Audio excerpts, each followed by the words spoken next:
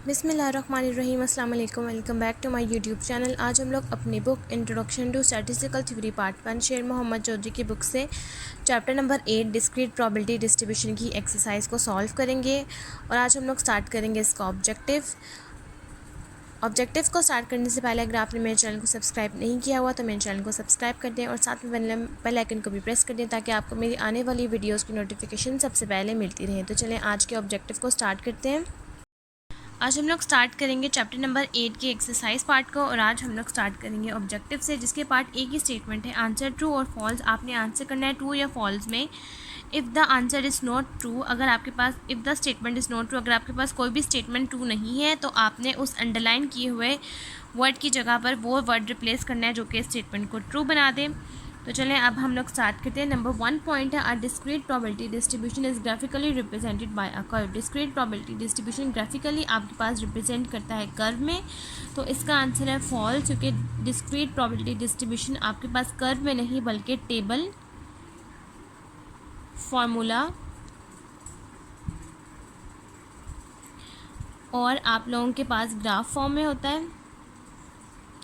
Next आपके पास point number 2 है, a binomial experiment always has 2 और more possible outcomes to each trial. Binomial experiment में आप लोगों के पास हमेशा एक ट्रायल के लिए 3 या 3 से ज़्यादा पॉसिबल आउटकम्स होते हैं, तो इसका आंसर है फॉल्स, क्योंकि आप लोगों के पास 3 या 3 से ज़्यादा नहीं बल्कि 2 पॉसिबल आउटकम्स होते हैं। नेक्स्ट है आप लोगों के पास number 3 point, discrete random variable में एज्यूम एनी वैल्यूज़।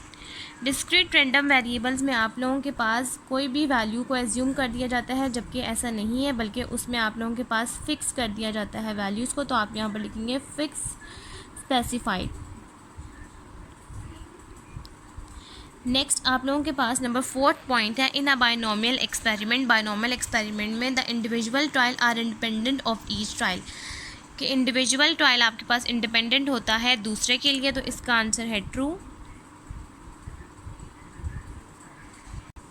नेक्स्ट आप लोगों के पास नंबर 5 पॉइंट है, in a binomial distribution the mean is equals to its variance. Binomial distribution में आप लोगों के पास मीन इक्वल होता है वेरिएंस के, जबकि ऐसा नहीं है। इसका आंसर है फॉल्स, वो नॉट इक्वल होता है, क्योंकि आप लोगों के पास मीन इक्वल होता है NP के और आपके पास वेरिएंस इक्वल होता है NPQ के, तो ये इक्वल नहीं बल्कि नॉट इक्वल हुआ।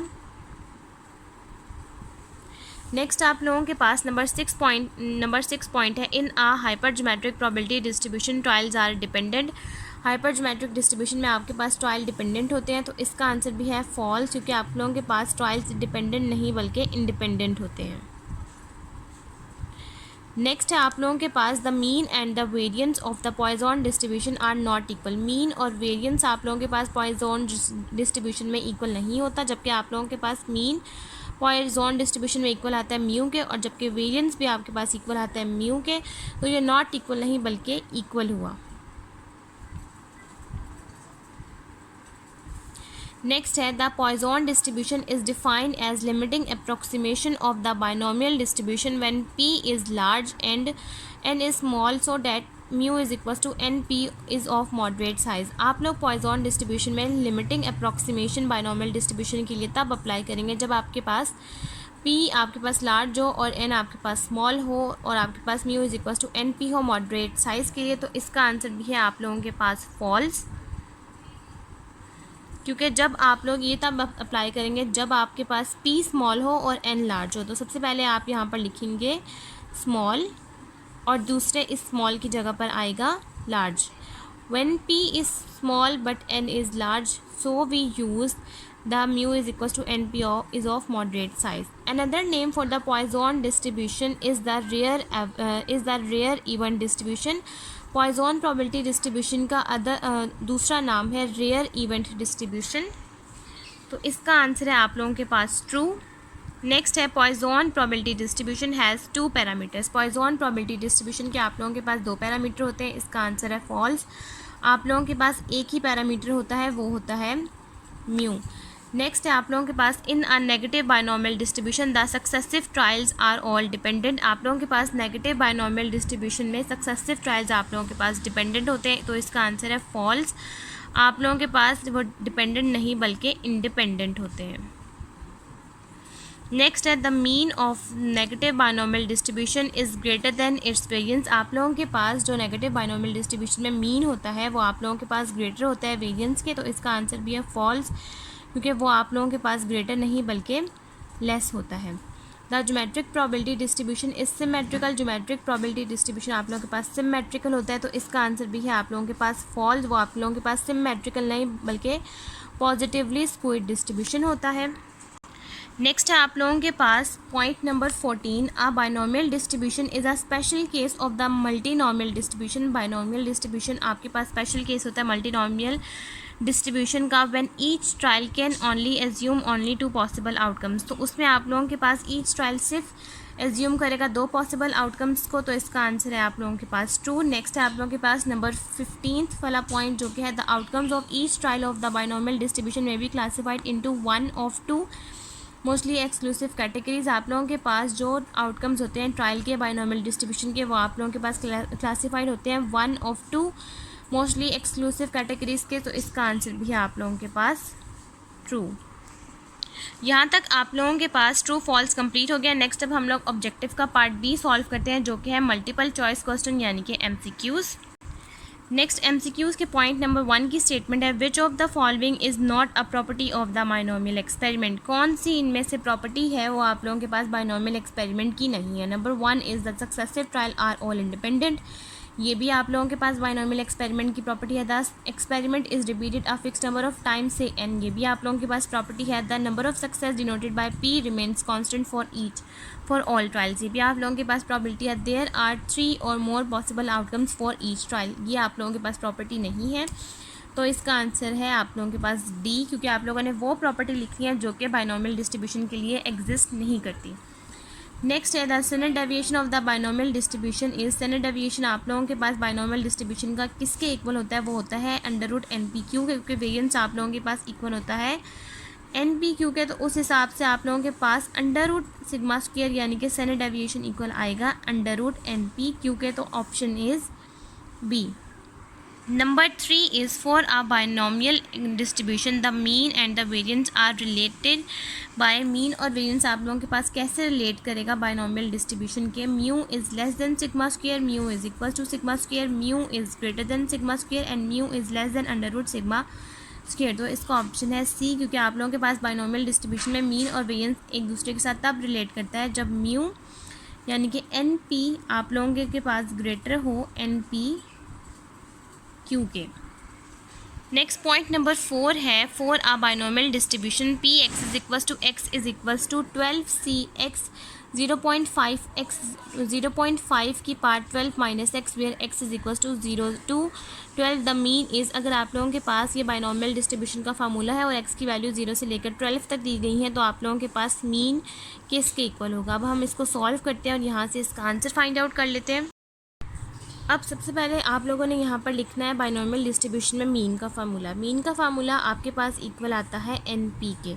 अब यहाँ से आपके पास n की वैल्यू है आप लोगों के पास यहाँ पर 12 और p की वैल्यू है आप लोगों के पास यहाँ पर 0.5, जैसा कि आप लोगों के पास फार्मूला है NCx 0.5 की पार यानी कि p की पार x³ n माइनस एक्स, तो यहाँ पर p की वैल्यू है 0.5 और n की वैल्यू है आप लोगों के पास 12 और 5 को आप लोग मल्टीप्लाई करवाएंगे बिल्कुल इस तरह से, तो आप लोग 12 और 0.5 को मल्टीप्लाई करवाएंगे और आपके पास आंसर आ जाएगा 6, और 6 के अकॉर्डिंग हमारे पास ऑप्शन बनता है ऑप्शन नंबर बी। नेक्स्ट है आप लोगों के पास point number 5 for a poisson distribution the mean and the variance are related by. Mean और वेरिएंस आप लोगों के पास पॉइजन डिस्ट्रीब्यूशन में कौन से होते हैं। आप लोगों के पास यहाँ पर मीन और वेरिएंस तब रिलेट करेगा क्योंकि आप लोगों के पास मीन इक्वल होता है म्यू के और वेरिएंस भी इक्वल होता है म्यू के, तो इसका मतलब है कि दोनों आप लोगों के पास सेम है, तो ऑप्शन नंबर आप लोगों के पास बनेगा ए, क्योंकि आप लोगों के पास मीन इक्वल होता है म्यू के और वेरिएंस इक्वल होता है सिग्मा के और mu is equals to sigma square. Next आप लोगों के पास ऑप्शन नंबर 6 है the binomial distribution may be approximated by a poisson distribution when. Binomial distribution आप लोगों के पास तब अप्रॉक्सीमेट करेगा पॉइजन डिस्ट्रीब्यूशन के जब आप लोगों के पास n इज लार्ज हो, p स्मॉल हो, n स्मॉल हो, p लार्ज हो, n स्मॉल हो, p स्मॉल हो, n लार्ज हो और p आप लोगों के पास लार्ज हो। तो इसका आंसर है आप लोगों के पास ऑप्शन नंबर ए। जब आप लोगों के पास n लार्ज और p स्मॉल हो तब आप लोग यूज़ करेंगे पॉइजन डिस्ट्रीब्यूशन का अप्रॉक्सीमेटेड फार्मूला। नेक्स्ट है point number 7, which of the following is not a property of the hypergeometric experiment. आप लोगों के पास इनमें से कौन सी हाइपरज्योमेट्रिक एक्सपेरिमेंट की प्रॉपर्टी नहीं है। नंबर 1 है the probability of success change on each trial. ये भी आप लोगों के पास प्रॉपर्टी है। The successive trials are independent. आप लोगों के पास सक्सेसिव ट्रायल्स इंडिपेंडेंट होते हैं। The experiment is repeated a fix trials of time. आप लोगों के पास एक्सपेरिमेंट रिपीट करेगा फिक्स नंबर ऑफ टाइम के according. The outcomes of each trial may be classified into one of two category success and fail. ये भी आप लोगों के पास प्रॉपर्टी है। तो कौन सी प्रॉपर्टी आप लोगों के पास एग्जिस्ट नहीं करती, वो है पॉइंट नंबर बी। आप लोगों के पास सक्सेसिव ट्रायल्स इंडिपेंडेंट नहीं बल्कि डिपेंडेंट होते हैं। नेक्स्ट है आप लोगों के पास point number 8, for a negative binomial distribution the mean and the variance are related by. Negative binomial distribution में आप लोगों के पास मीन और वेरिएंस कैसे एक दूसरे के साथ रिलेट करता है, जब आप लोगों के पास म्यू लेस कर जाए सिग्मा स्क्वायर की। तो इसका ऑप्शन है ऑप्शन नंबर बी। नेक्स्ट है option number 9, which of the following is not a property of the multinomial experiment. इनमें से कौन सी आप लोगों के पास मल्टीनॉमियल एक्सपेरिमेंट की प्रॉपर्टी नहीं है। Number A is the successive trials are independent. ये भी आप लोगों के पास प्रॉपर्टी है। The experiment is repeated a fix number of times. ये भी आप लोगों के पास प्रॉपर्टी है। The outcomes of each trial may be classified into two of k categories when k is greater than is equal to 2। ये भी आप लोगों के पास प्रॉपर्टी है। The probability of success changes on each trial. ये आप लोगों के पास प्रॉपर्टी एग्जिस्ट नहीं करती। तो इसका ऑप्शन है ऑप्शन नंबर डी।